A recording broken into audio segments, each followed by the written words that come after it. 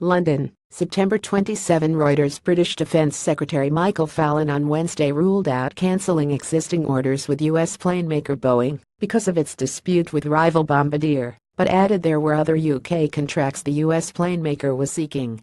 Fallon, who had earlier warned Boeing it could lose out on British contracts because of the trade dispute which could risk 4,200 Bombardier jobs in Northern Ireland, told Reuters Britain would not cancel orders for 9 P-8 spy planes and 50 Apache helicopters. But he added there were 2 other future contracts Boeing was expected to bid for. "We know they will be back at the door," he said.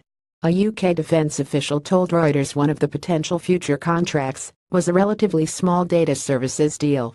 Reporting by Tim Heffer and Amanda Ferguson. Writing by Michael Holden. Editing by Stephen Addison or Standards Thompson. Reuters Trust Principles.